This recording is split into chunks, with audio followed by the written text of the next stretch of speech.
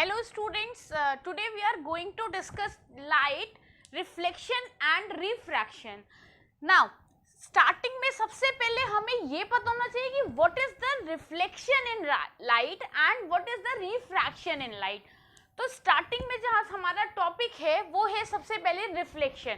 सबसे पहले हम लाइट के रिफ्लेक्शन के बारे में डिस्कस करेंगे. तो अगर लाइट रिफ्लेक्ट हो रही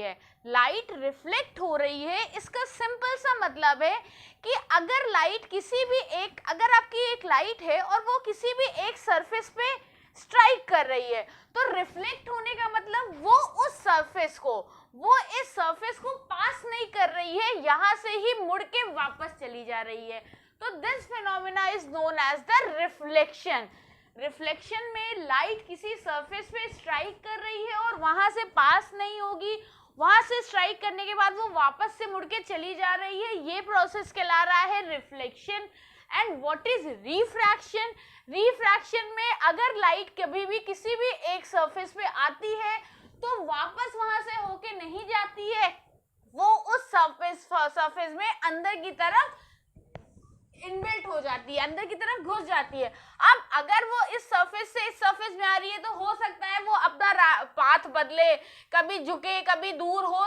ये सारी चीजें, ये सारा फिनोमेना हम पढ़ेंगे रिफ्रैक्शन में. तो सबसे पहले जो हमें डिस्कस करना है कि रिफ्लेक्शन क्या होता है. ठीक है, तो बेसिक आपको डिफरेंसेस बता दिए गए कि रिफ्लेक्शन का मतलब कि किसी भी सरफेस पे लाइट के स्ट्राइक होने के बाद वो सरफेस को पार नहीं कर रही है, वहीं से वो रिवर्ट बैक हो रही है, दैट इज रिफ्लेक्शन. और जब हम रिफ्रैक्शन के बारे में स्टडी करेंगे वहां पे हम देखेंगे कि वो उस सरफेस पे पड़ती है और वहां से सीधे उसमें अंदर की तरफ घुस जाती है, तो उसमें क्या क्या चेंजेस होते हैं और वो कैसे डेविएट करती है, क्या चीज हो रहा है.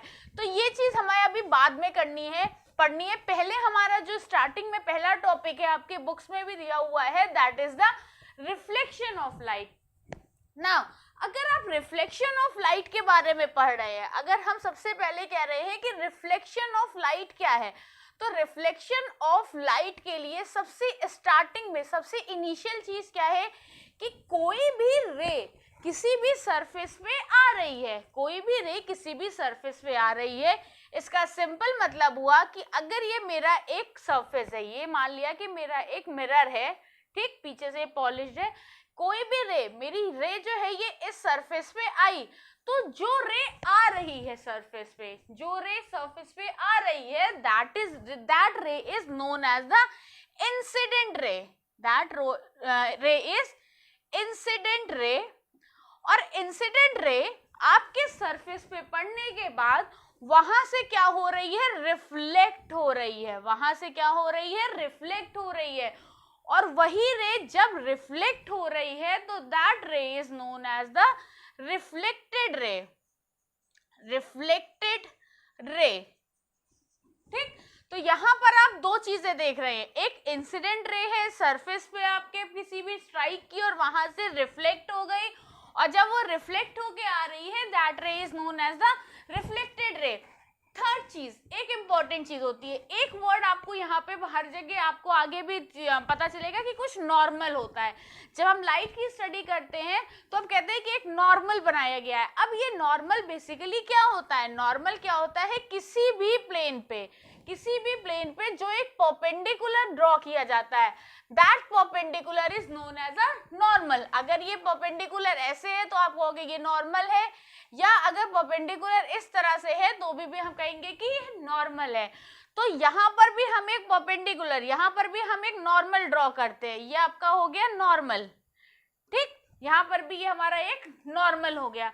अब यहाँ पे आपको तीन चीजें दिख रही हैं, एक इंसिडेंट रे, दूसरी चीज नॉर्मल, और तीसरी चीज रिफ्लेक्टेड रे. ठीक, नॉर्मल आपको बताया गया कि क्या होता है, नॉर्मल इज अ परपेंडिकुलर. अब रिफ्लेक्शन ऑफ लाइट के बहुत ही इजी से दो लॉज हैं. ठीक है, रिफ्लेक्शन ऑफ लाइट के जो लॉ है वो पहली कंडीशन ये कहती है कि incident ray, normal and reflected ray, they all lie in the same plane. Incident ray, normal and reflected ray,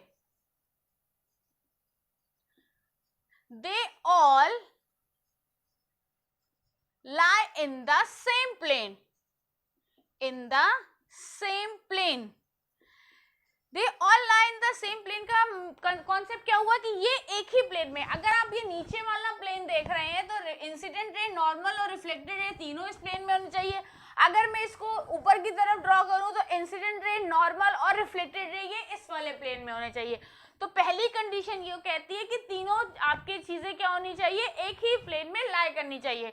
दूसरी कंडीशन क्या कहती है, आप देख रहे हो कि इंसिडेंट रे यहाँ पे स्ट्राइक कर रही है और यहाँ पर एक परपेंडिकुलर है जिसको हम नॉर्मल के नाम से जानते हैं, तो यहाँ पर एक एंगल बनता है, यहाँ पर एक एंगल बनता है, ठीक। और this angle is known as the angle of incidence, this angle is known as the angle of incident, angle of incident, ठीक। एंगल ऑफ इंसिडेंट किसके किसके बीच में बन रहा है, इंसिडेंट रे और नॉर्मल के बीच में, इसको आप अल्फा आई भी कहते हैं बहुत जगह, ठीक है, एंगल ऑफ इंसिडेंट।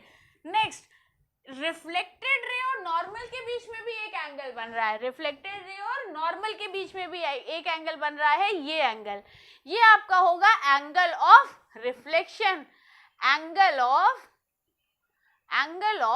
रिफ्लेक्शन, ठीक। Alpha R, angle of incident और एंगल ऑफ रिफ्लेक्शन। तो दूसरा रिफ्लेक्शन ऑफ लाइट का लॉ कहता है कि always angle of incident is equal to angle of reflection, angle of incident is always equal to angle of reflection, this is the second one.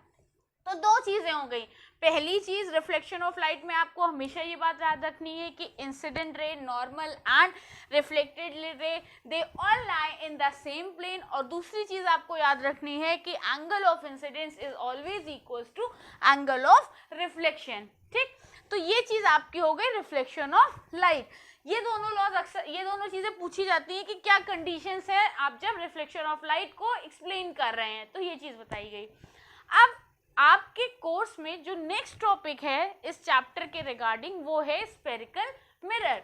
अब spherical mirrors क्या होते हैं, उनमें क्या क्या कितने टाइप के होते हैं, उनमें क्या क्या चीज़ें होती हैं, कौन कौन से पॉइंट्स होते हैं, तो आइए उसको देखते हैं कि स्फेरिकल मिरर क्या क्या है, ठीक है। तो नेक्स्ट आपका जो टॉपिक है वो है इसका स्फेरिकल मिरर। अब देखिए प्लेन मिरर क्या है, जैसे कि नॉर्मली अभी हम लोगों ने एक प्लेन मिरर पे ही देखा कि रिफ्लेक्शन कैसा हो रहा है। स्फेरिकल मिरर जब हम पढ़ते हैं, जब भी हम स्फेरिकल मिरर पढ़ रहे हैं तो स्फेरिकल मिरर दो टाइप के हैं। स्फेरिकल मिरर आपके दो टाइप के होते हैं, ठीक। पहला स्फेरिकल मिरर आपका है कि एक कॉनकेव, और दूसरा आपका स्फेरिकल मिरर दूसरा है वो उसको बोलते हैं कॉन्वेक्स, ठीक। पहला स्फेरिकल मिरर है आपका कॉनकेव और दूसरा स्फेरिकल मिरर है आपका कॉन्वेक्स। अब कॉनकेव स्फेरिकल मिरर आपका किस तरह ड्रॉ किया जाता है, तो कॉनकेव स्फेरिकल मिरर आप ये समझ लो कि अगर आपके पास जस्ट लाइक ये एक स्फेयर है, ठीक है, और अगर मैं इस स्फेयर को दो पार्ट्स में डिवाइड कर दूं तो यही मेरे दो मिरर्स बन जाएंगे, एक कुछ इस तरह का है और एक कुछ इस तरह का है, क्लियर। ये एक टाइप का मिरर है और ये एक टाइप का मिरर है। ये जो मिरर है this is the convex mirror और ये वाला है हमारा कॉनकेव मिरर। अब मैं आपको लर्न करने का एक छोटी सी ट्रिक बता देती हूँ कि हाउ कैन यू आइडेंटिफाई कि this is a convex and this is a concave. याद रखिए जब हम कॉनकेव मिरर पढ़ेंगे तो उसका शेप कुछ इस तरह से होगा, लाइक हमेशा आपका ऑब्जेक्ट इधर होगा, तो आप जब यहाँ से देख रहे हैं तो आप एक केव में एंट्री कर रहे हैं, ये केव का शेप है, दैट्स वाई। ये एक छोटी सी ट्रिक है लर्न की, कोई ऐसा हार्ड एंड फास्ट कोई रूल नहीं है, बट आपको बताया जा रहा है कि आप कैसे दिमाग में रखेंगे कि यस दिस इज, अगर यहाँ पे बना हुआ है तो आप कैसे बताओगे कि this is a convex and this is a concave. तो कॉनकेव ये आपको एक तरीका बताया जा रहा है। तो कॉनकेव मिरर क्या है कि इस तरह से ये जो मिरर है ये आपका एक क्या है, कॉनकेव मिरर है, ठीक है। इधर आज से आपकी एक जो सरफेस है जिस पे लाइट स्ट्राइक करेगी, पीछे की तरफ आपकी ये पॉलिश सरफेस बना दी गई है। This is a concave mirror, this is a concave mirror. और कॉन्वेक्स ये चीज है, यहाँ पर क्या है, ये कॉन्वेक्स मिरर आपने इस तरह से ड्रॉ कर रखा है। कॉन्वेक्स मिरर, कॉन्वेक्स मिरर के लिए आपके पास पॉलिश्ड सरफेस किधर होगी, इधर की तरफ, ठीक। इसमें भी इनपुट आपका इधर से ही जाएगा, इधर से ही लाइट रे हम डालेंगे और पॉलिश सरफेस पीछे की तरफ है। यहाँ पर भी रे इनपुट इधर से आ रहा है, पॉलिश सरफेस पीछे की तरफ आ रही है। तो ये आपके दोनों कॉनकेव मिरर और कॉन्वेक्स मिरर के सिंबल्स बताए गए हैं, ठीक। अब सबसे पहली, सबसे इनिशियल चीज कि दोनों मिरर्स का जो आपने ये डिस्टेंस ले रखी है, ये चीज इधर और ये चीज इधर, ठीक। एक लाइन जो इसके सेंटर से होके जाती है, चाहे आप यहाँ पे बात करिए कॉनकेव में या हम कॉन्वेक्स में बात करें, चाहे हम कॉनकेव में बात करें या कॉन्वेक्स में बात करें, जो सेंटर से लाइन जाती है, that line is known as a principal axis, that line is known as a principal axis. तो ये भी प्रिंसिपल एक्सिस, यहाँ पर भी इसको बोलेंगे और यहाँ पर भी इसको प्रिंसिपल एक्सिस बोलेंगे, ठीक है। इसके बाद मिरर को ध्यान से समझिएगा, मिरर को प्रिंसिपल एक्सिस जिस पॉइंट पे टच करती है, मिरर को प्रिंसिपल एक्सिस जिस पॉइंट पे टच करती है, that point is known as the pole, that point is known as the pole, ठीक। इसको P से रिप्रेजेंट करते हैं, that point is known as the pole, और इसको हम P से रिप्रेजेंट करते हैं। तो यहाँ पर पोल यहाँ हो गया और यहाँ पर भी ये भी आपका क्या है, पोल है, और आप इसको P से रिप्रेजेंट कर सकते हो, P, ठीक है, दिस इज द P। तो प्रिंसिपल एक्सिस मिरर को जिस जगह पे कट कर रही है, that point is known as a pole. Next, अब अगर आप देखो, अच्छा दूसरी चीज, जो ये मिरर जिसका ये आपका ये आपने ये इतना आर्क है, अगर इसको mn कह रहे हैं, तो distance between mn is known as the aperture, distance between mn is known as the aperture, clear. इसके बाद नेक्स्ट चीज, अगर ये मिरर इस तरह से मैंने आर्क लगाया है, तो ऑब्वियस सी बात है मेरे पास सेंटर भाई यहाँ था ना, यहाँ था, तभी तो मैंने ये आर्क ऐसे लगाते हुए पूरा सर्कल बनाया है, तो ये चीज बनी होगी। अगर मिरर ऐसे है तो इसका सेंटर कहाँ होगा, यहाँ पर कहीं होगा, ठीक, इसका सेंटर यहाँ पे होगा, और इस सेंटर को बोलते हैं C, इसको C से रिप्रेजेंट करते हैं और कहते हैं कि ये है हमारा centre of curvature, C is known as the centre of curvature, centre of curvature. अच्छा, यहाँ पे कॉनकेव में सेंटर ऑफ कर्वेचर इस तरफ है, बट कॉन्वेक्स में सेंटर ऑफ कर्वेचर किधर होगा, सेंटर ऑफ कर्वेचर मिरर के पीछे होगा। क्यों, क्योंकि अगर ये इस तरह से, अगर ये भाई ये अगर आपका ये वाला है, ये वाला आर्क है, तो सेंटर आपका यहाँ होगा, तभी तो आपने इस तरह से ड्रॉ किया होगा, तो इसके लिए सेंटर कहाँ पर होगा, यहाँ पर होगा। तो यहाँ पर ये चीज C यहाँ होगी, मतलब सेंटर ऑफ कर्वेचर आपका कॉन्वेक्स मिरर में पीछे की तरफ होगा। ये सारे ही मेन कंफ्यूजन्स होते हैं कि कॉनकेव में सेंटर ऑफ कर्वेचर इधर की तरफ है और आगे की तरफ, और कॉन्वेक्स में सेंटर ऑफ कर्वेचर पीछे की तरफ है, क्लियर। अब एक इंपॉर्टेंट बात, सेंटर ऑफ कर्वेचर से पोल तक की डिस्टेंस, सेंटर ऑफ कर्वेचर से पोल तक की डिस्टेंस कहलाती है, यहां से यहां तक की डिस्टेंस कहलाती है रेडियस ऑफ कर्वेचर, ठीक, यहां से यहां तक की डिस्टेंस कहलाती है रेडियस ऑफ कर्वेचर। इसको कैपिटल आर या स्मॉल आर से भी रिप्रेजेंट करते हैं। The distance between centre of curvature and pole is known as the radius of curvature. चाहिए तो नोट कर लीजिए, the distance between centre of curvature and pole is known as the radius of curvature. Radius, obvious सी बात है, आप खुद सोचो, अगर सर्कल बन रहा है तो ये सारे क्या है, ये मेरे रेडियस हैं, ठीक।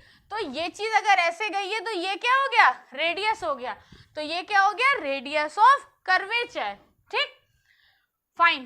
अब नेक्स्ट बात, आपके पास सेंटर है और पोल है, इनके बीच में, सेंटर और पोल के बीच में एक पॉइंट होता है इन दोनों के एकदम मिडिल में, उस पॉइंट को बोलते हैं फोकस, उस पॉइंट को बोलते हैं फोकस, और उसको कैपिटल F से रिप्रेजेंट करते हैं। यहाँ पे भी पोल और सेंटर के बीच में एक पॉइंट है फोकस, फोकस, और इसको हम कैपिटल F से रिप्रेजेंट करते हैं, ठीक।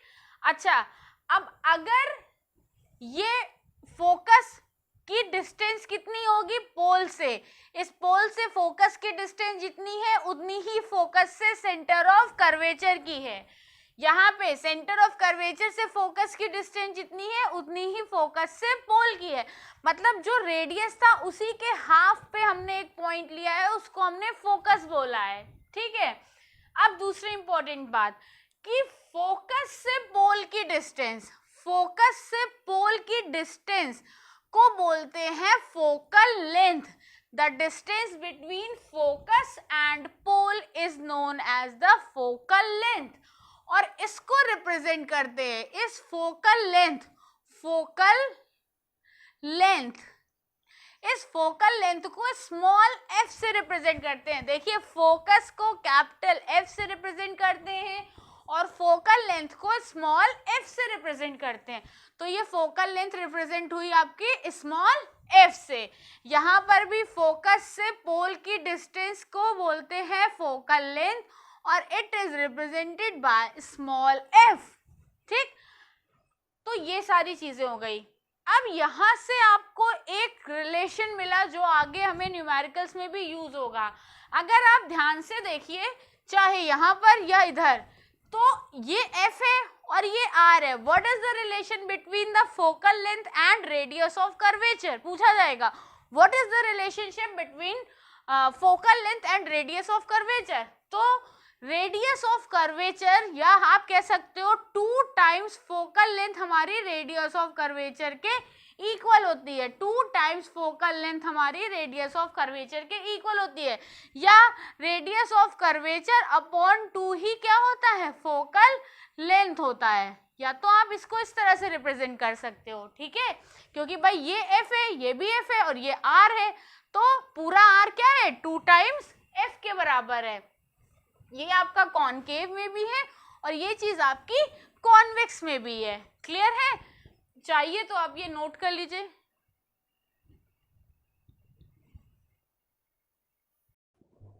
चलिए नेक्स्ट देखते हैं कि image formation by spherical mirror कैसे हो रहा है।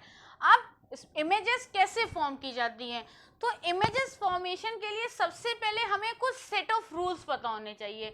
अगर हमें वो सेट ऑफ रूल्स पता है तो हम इजीली बता सकते हैं कि इमेज जो फॉर्म होगी वो कैसे हो रही है, कहाँ हो रही है, इमेज का साइज क्या होगा, ठीक। अब यहाँ पे इमेज फॉर्मेशन आपको स्फेरिकल मिरर के लिए जो बताया गया है, ये कॉनकेव और कॉन्वेक्स दोनों केसेस में कैसे होगा वो चीज बताई गई है। तो सबसे पहले देखते हैं जो फर्स्ट केस हमारा है कि अगर दिस इज द केस 1, ये केस 1 है, इसमें आपको हमेशा ये याद रखना है कि अगर कोई भी रे प्रिंसिपल एक्सिस के पैरेलल आती है, ठीक, अगर कोई भी रे प्रिंसिपल एक्सिस के पैरेलल आती है तो हमेशा वो कहाँ से होके वापस जाती है, फोकस से होके वापस जाती है। जैसे ये एक कॉनकेव मिरर बना हुआ है, ठीक, ये इसमें अगर ये रे, ये आपका पूरी ये प्रिंसिपल एक्सिस है, ये इस पे सेंटर ऑफ कर्वेचर, फोकस और पोल, अगर ये देखिए ये रे इस तरह से पैरेलल आई, अगर ये रे पैरेलल आई तो ये कहाँ से होके रिवर्ट बैक हो रही है, फोकस से होके रिवर्ट बैक हो रही है, ठीक। तो जब भी कोई रे पैरेलल आती है तो वो फोकस से होके वापस जाती है। ये कॉनकेव के लिए था। कॉन्वेक्स में भी ठीक वही चीज होगा। यहाँ पर फोकस और सेंटर ऑफ कर्वेचर मिरर के पीछे की तरफ है। यहाँ पे देखिए ये रे पैरेलल आई, प्रिंसिपल एक्सिस के पैरेलल आ रही है और ये आगे तो बढ़ेगी नहीं, मिरर के उस तरफ इसको क्रॉस करके तो जाएगी नहीं, ये वहां से ही रिफ्लेक्ट हो जाएगी। तो ये रिफ्लेक्ट हो रही है और इसका हमने पीछे प्रोजेक्शन ड्रॉ करके देखा तो कहाँ से रिफ्लेक्ट हो रही थी, फोकस की हेल्प से रिफ्लेक्ट हो रही थी। तो जब भी रे पैरेलल आएगी तो कहाँ से वापस जाएगी, फोकस से। पहला रूल, पैरेलल आएगी तो फोकस से वापस जाएगी। सेकेंड रूल, या आप जिसको कहेंगे कि केस 2 क्या है, तो केस 2 क्या बोलता है कि अगर कॉनकेव हो या कॉन्वेक्स हो, कॉनकेव हो या कॉन्वेक्स हो, अगर कोई भी रे फोकस से आके आएगी तो वो पैरेलल होके निकलेगी। ठीक, यहाँ पे पैरेलल आ रही थी केस 1 में और फोकस से होके जा रही थी, यहाँ पे फोकस से आ रही है।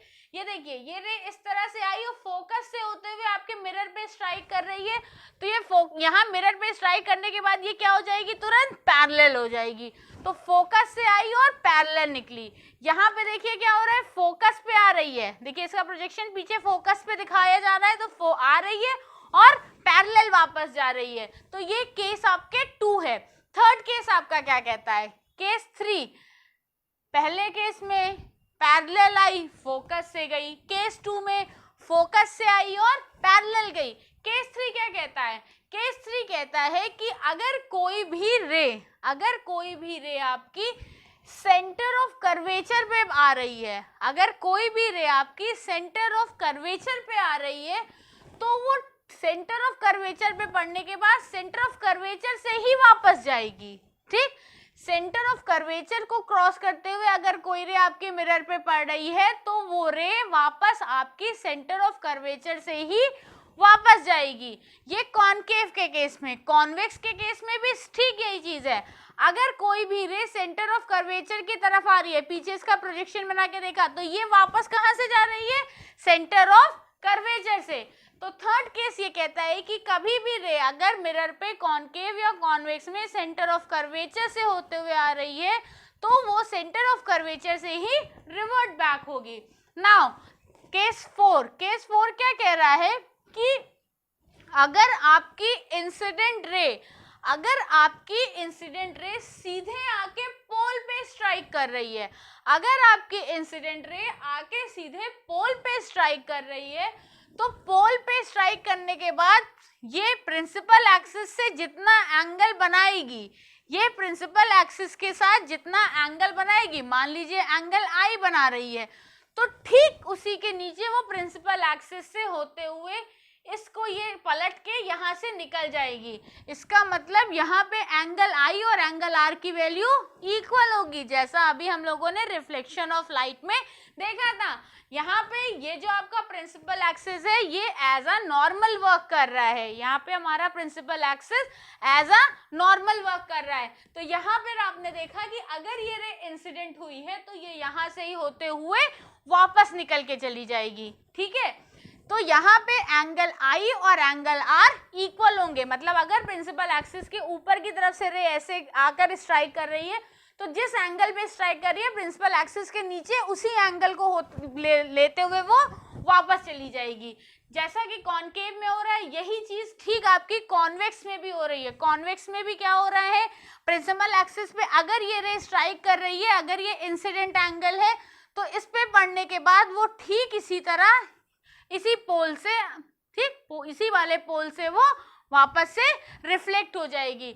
तो फोर्थ केस ये कहता है कि अगर कोई भी रे आपके मिरर के पोल पे पड़ती है, ठीक, कोई रे आपके मिरर के पोल पे स्ट्राइक कर रही है, तो वो प्रिंसिपल एक्सिस से ऊपर की तरफ जिस एंगल पे भी स्ट्राइक कर रही होगी, प्रिंसिपल एक्सिस से नीचे की तरफ वो उसी एंगल से होते हुए रिफ्लेक्ट हो जाएगी। ठीक, ये आपका केस 4 है। तो यहाँ पे आपको 4 केसेस बताए गए।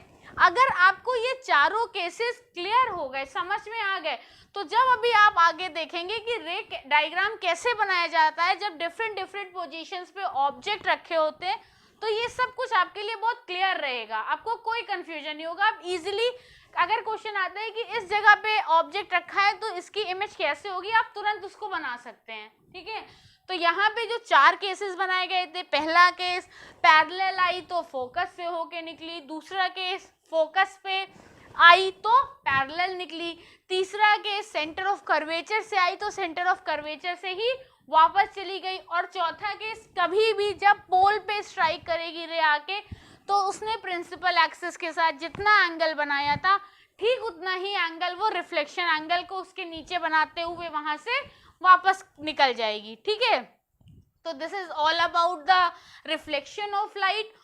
मिरर्स आपके कितने टाइप के होते हैं, उनके क्या क्या स्पेसिफिकेशंस होते हैं, और इनिशियली इमेज फॉर्मेशन के लिए आपके पास बेसिक क्या कॉन्सेप्ट्स होने चाहिए। बाकी रे डायग्राम कैसे बनेगा, स्फेरिकल मिरर में डिफरेंट पोजीशंस पे ऑब्जेक्ट कैसे होंगे, ये हम नेक्स्ट लेक्चर में डिस्कस करेंगे। Okay, thank you for that. Please stay tuned and stay connected. Thank you.